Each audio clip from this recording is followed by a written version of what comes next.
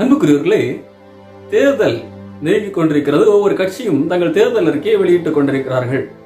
சமீபத்திலே பிஜேபி கட்சி வெளியிட்ட தேர்தல் அறிக்கையின் எண் 10 காணப்பட்ட ஒரு வாக்குறுதியை கவனிக்க நேர்ந்தது. அதிலே மத மாற்ற தடை சட்டம் கொண்டு வரப்படும் என்று சொல்லி கூறியிருந்தார்கள். அன்புக்குரியவர்களே, இது இந்திய அரசியலமைப்பு சட்டத்திற்கு எதிரான ஒரு வாக்குறுதியாக காணப்படுகிறது. இந்திய அரசியலமைப்பு சட்டம் ஆர்டிகிள் 25 28 வரைக்கும் மத சுதந்திரத்தை குறித்து எழுதப்பட்டுள்ளது. குறிப்பாக ஆர்டிகிள் 25 ஒருவருக்கு தன் விரும்பிய மதத்தை பின்பற்ற அதை பிரச்சாரம் செய்ய அனுமதி அளிக்கப்பட்டுள்ளது. ஆனால் இவர்கள் அதற்கு எதிரான ஒரு சட்டத்தை கொண்டு வருவதாக வாக்குறுதி கொடுத்திருக்கிறார்கள். உண்மையிலேயே இந்த சட்டம் கிறிஸ்தவர்களுக்கு பாதிப்பை உண்டாக்குமா என்று கேட்டால் கட்டாயமாக இல்லை. கிறிஸ்தவர்களுக்கு இதனால் எந்த பாதிப்பும் இல்லை. இன்னுமாக கிறிஸ்தவர்களுக்கு எந்த அரசாங்கம் வந்தால் கூட பாதிப்பு இல்லை. நான் சொல்வது கிறிஸ்தவர்கள் என்கின்றது கிறிஸ்தவ மதத்தை சார்ந்தவர்களுக்கு அல்ல, கிறிஸ்துவை பின்பற்றுகிறவர்களுக்கு.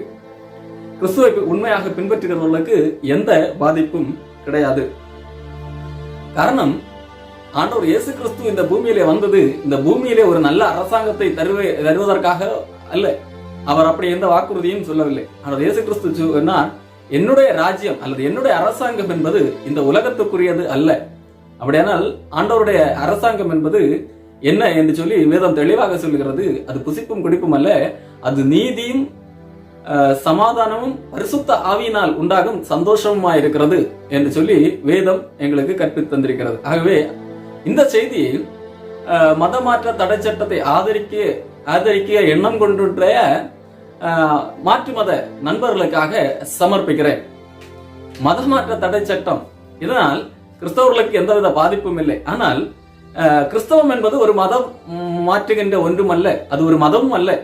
ஆனால் உலக வழக்கத்தின்படி அல்லது அரசாங்க கணக்கெடுப்பின்படி கிறிஸ்தவத்தை மதமாக பார்க்கிறீர்கள் என்று சொன்னால் கூட நீங்கள் மதம் மாறுபடியாக அல்ல, மனம் மாறும்படியாக ஒரு ஆலோசனையை உங்களுக்கு வழங்குகிறேன்.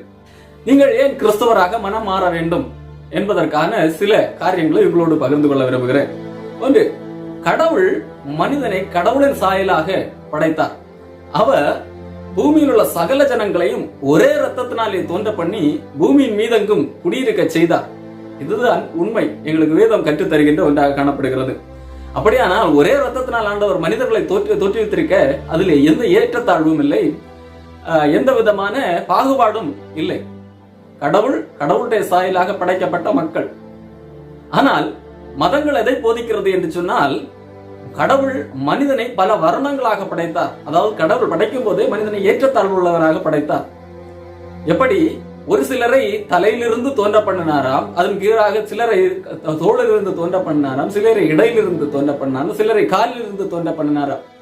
இங்கே தலையிலிருந்து தோன்ற பண்ணினவனுக்கு எல்லாரும் அடிமை வேலை செய்யத்தக்கவனாக காணப்பட வேண்டும். அவர்களுக்கு கீழாகத்தான் மற்றவர்கள். குறிப்பாக காலிலிருந்து தோன்றப்பட்டவர்கள் தலையிலிருந்து தோன்றினவர்களுக்கு அடிமை வேலை செய்யும்படியாக, எந்த கேள்வியும் கேட்காமல் வேலை செய்யும்படியாக பிறப்பிக்கப்பட்டவர்கள் என்பதாக மதங்கள் போதிக்கிறது உங்களுக்கு.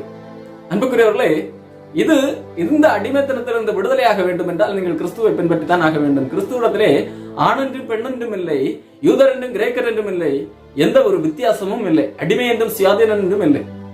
ஆகவே இந்த பாகுபாடு என்பது கடவுளுடைய படைப்பிலே இல்லை. இரண்டாவதாக, கடவுள் மனிதனை படைத்தார், செம்மையானவனாக கடவுளின் சாயலாக படைத்தார். ஆனால் இந்த மனிதனோ கடவுளுடைய கட்டளைக்கு கீழ்ப்படியாமல் பாவம் செய்ததனால் கடவுளுடைய சமூகத்திலிருந்து தள்ளப்பட்டார் அல்லது தண்டனைக்குரியவனாக மாறினான். ஆனால் மதங்கள் எதை போதிக்கிறது என்று சொன்னால், தேவர்கள் எனப்படுகிறவர்கள் எவ்வளவு தவறு செய்தாலும் அவர்கள் தண்டனைக்குரியவர்கள் அல்ல. தேவவேளையிலே அசுரர்கள் எனப்படுகிறவர்கள் நல்லவர்களாகவே இருந்தாலும் அவர்கள் தண்டிக்கப்படத்தக்கவர்கள், அவர்கள் தேவர்களுக்கு எதிரானவர்கள் என்கின்ற ரீதியிலே கட்டமைக்கப்பட்டுள்ளது. அன்புக்குரியவர்களே, இதிலே என்ன ஒரு நியாயம் இருக்கிறது?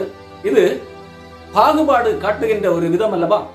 கடவுள் இப்படி பாரபட்சமுடையவராக இருப்பாரா? ஒரு சிலர் தவறு செய்யாவிட்டாலும் அவர்கள் குற்றவாளிகள், அவர் தண்டனைக்குரியவர்கள், அவர்கள் சபிக்கப்பட்டவர்கள் என்றும், ஒரு சிலர் எவ்வளவுதான் தவறு செய்தாலும் அல்லது பிறரை வஞ்சித்து ஏமாற்றி பல காரியங்களை செய்தாலும் அவர்கள் குற்றவாளிகள் அல்ல, அவர்கள் எப்பொழுது தேவர்களாகவே தொடர்வார்கள் என்கின்ற ரீதியிலே பேசுவது கடவுளுடைய தன்மைக்கு இழுக்காக காணப்படுகிறது. ஆனால் உண்மையிலேயே கடவுள் மனிதனை கடவுளுடைய சாயலாக படைத்தார். ஆனால் அந்த மனிதனோ கடவுளுடைய சாயலாக படைக்கப்பட்ட நிலைமையை உணராதபடி கடவுளுக்கு விரோதமாக பாவம் செய்து தண்டனைக்குரியவனாகி கடவுளுடைய சாயலை இழந்து போனான்.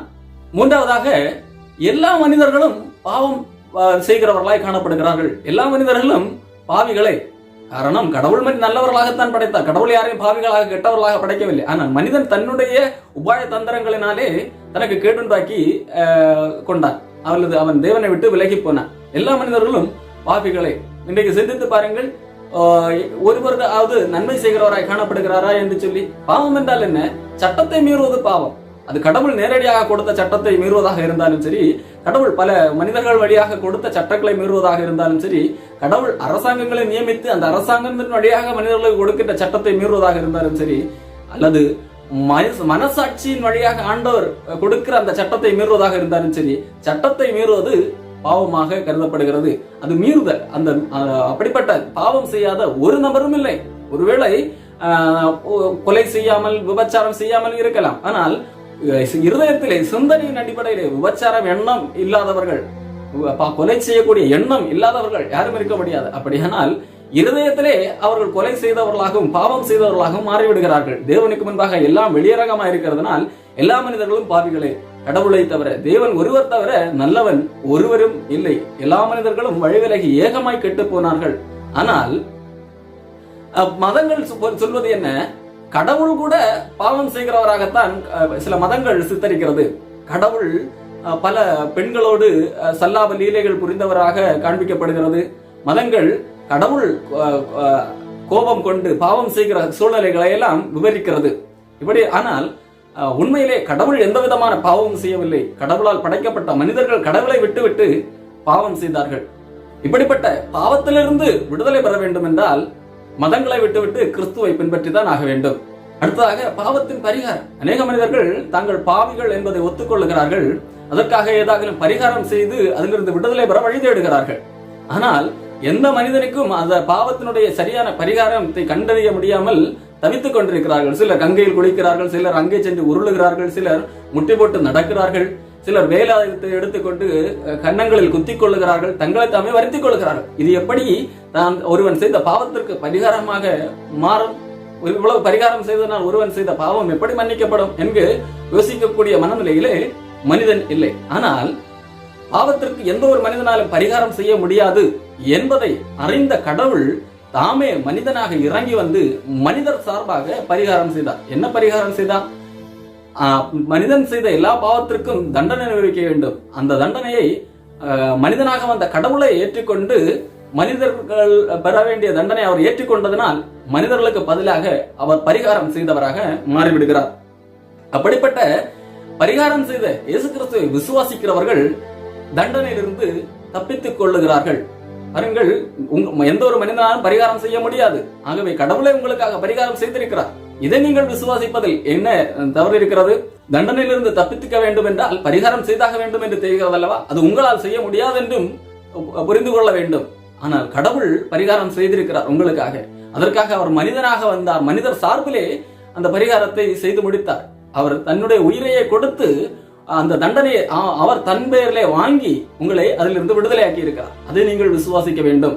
அதை நீங்கள் நம்பும்படி, அதை நம்பி அவரை ஏற்றுக்கொள்ளும் போது நீங்கள் எந்த பரிகாரம் செய்ய வேண்டியதில்லை. பாவத்தின் தண்டனையிலிருந்து விடுதலையாக்கப்பட்டீர்கள். மாறாக விசுவாசியாதவர்கள், அவர் எங்களுக்காக பரிகாரம் செய்தார் என்று நம்பாதவர்கள், எங்களுக்கு நாங்களே பரிகாரம் செய்து கொள்வோம், அல்லது நாங்கள் எந்த தவறும் செய்யாதபடி நாங்களே எங்களை நீதிமன்றங்களாக நல்லவர்களாக மாற்றிக்கொள்வோம் என்கிறவர்கள் தங்களை தாங்களே ஏமாற்றிக் கொள்ளுகிறவர்கள். காரணம், அது கூடாத காரியம் என்பதனால் அவர்கள் அந்த தண்டனையை தாங்களாகவே தங்கள் மேல் ஏற்றுக்கொண்டிருக்கிறார்கள். அவரை விசுவாசியாததனால், ஆண்டவர் இயேசு கிறிஸ்து உங்களுக்காக செய்த பரிகாரத்தை விசுவாசியாததனால் மாத்திரமே உங்களுக்கு தண்டனை வர வாய்ப்பு உண்டு. மற்றபடி நீங்கள் செய்த பாவத்திற்காக அல்ல தண்டனை.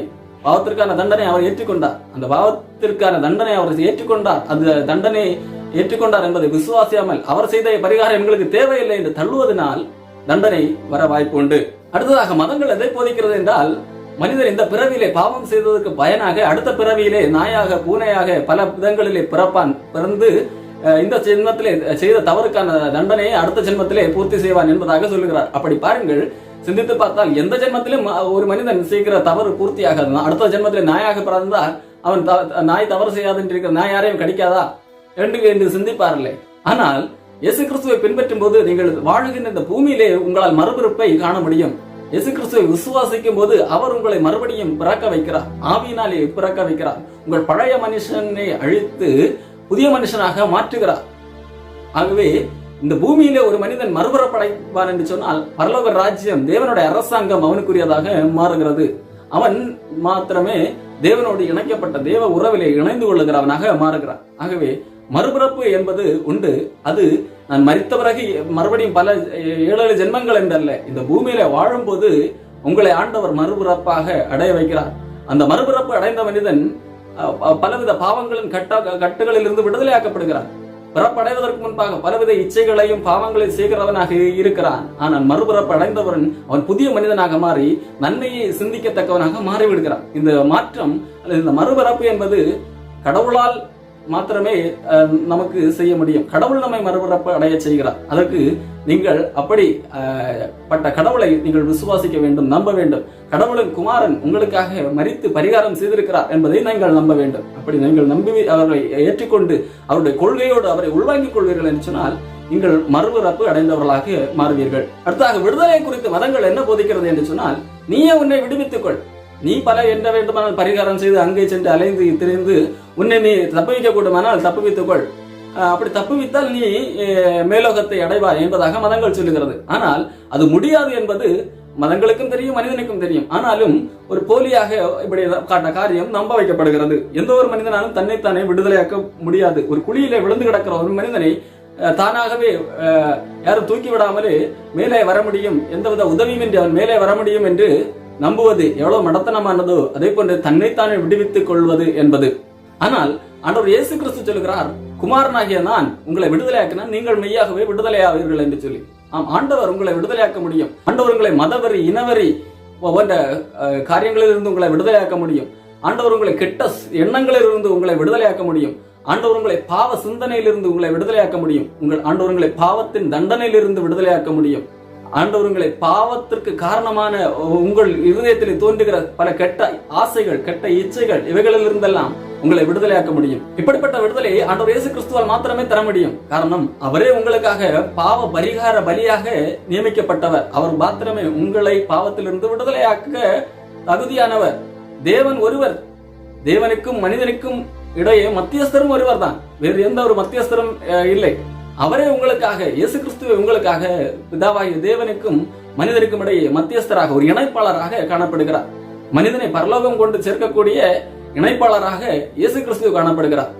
அவரை அல்லாமல் பிதாவினிடத்திலே அல்லது பரலோக ராஜ்யத்திலே சேர்வது என்பது இயலாத காரியம் என்று சொல்லி அவர் சொல்லியிருக்கிறார். இப்படிப்பட்ட இயேசு கிறிஸ்துவை நீங்கள் விசுவாசத்தை ஏற்றுக்கொள்வது என்பது மனமாற்றம். இது மத மாற்றம் அல்ல. நீங்கள் எந்த மதத்தில் இருக்கிறீர்களோ அந்த மதத்திலே இருந்து கொண்டே இயேசு கிறிஸ்துவை ஏற்றுக்கொள்ளுங்கள். அவர் உங்களை நித்தியத்திலே, நித்திய ராஜ்யத்திலே, அதாவது முடிவில்லாத அழிவில்லாத அரசாங்கத்திலே அவரோடு கூட உங்களை இணைத்துக் கொள்வார்.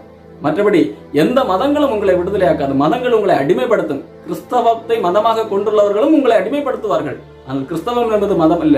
கிறிஸ்தவத்தின் மூலதனம் வேத புஸ்தகம். வேத புஸ்தகம் எந்த ஒரு மனிதனையும் அடிமைப்படுத்தாது. வேத புஸ்தகம் உள்ள சத்தியங்கள் உங்களை விடுதலையாக்கும். நீங்கள் சத்தியத்தை அறிவீர்கள், சத்தியம் உங்களை விடுதலையாக்கும் என்றே காணப்படுகிறது. ஆகவே நீங்கள் சத்தியத்தை அறிந்து இயேசு கிறிஸ்துவை ஏற்றுக்கொள்வீர்கள் என்று சொன்னால் நீங்கள் எல்லா இக்கட்டுகளில் இருந்தும், எல்லா தவறான எண்ணங்களில் இருந்தும் விடுதலை ஆவீர்கள். இந்த விடுதலை எப்படி நடக்கிறது?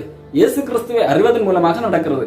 நீங்கள் இயேசு கிறிஸ்துவை அறிவதன் மூலமாக உங்களுக்கு கேடு கொண்டு வரக்கூடிய எல்லா இச்சைகளிலிருந்தும் ஆண்டவர் விடுதலையாக்கி தேவனுடைய சுபாவத்தை உங்களுக்குள்ளாக தருகிறவராய் காணப்படுகிறார். அதற்கேற்ற வாக்கு தத்தங்களை ஆண்டவர் உங்களுக்கு வைத்திருக்கிறார். தேவனுடைய சுபாவத்திற்கு உங்களை மாற்றத்தக்கதான வாக்குத்தத்தங்களை ஆண்டவர் உங்களுக்கு தருகிறார். இதற்கு நீங்கள் செய்ய வேண்டியது, கர்த்தராகிய இயேசு கிறிஸ்துவை நீங்கள் விசுவாசித்து அவரை ஏற்றுக்கொள்ள வேண்டும், அவரை உட்கொள்ள வேண்டும், அவருடைய கொள்கைகளை உட்கொள்ள வேண்டும்.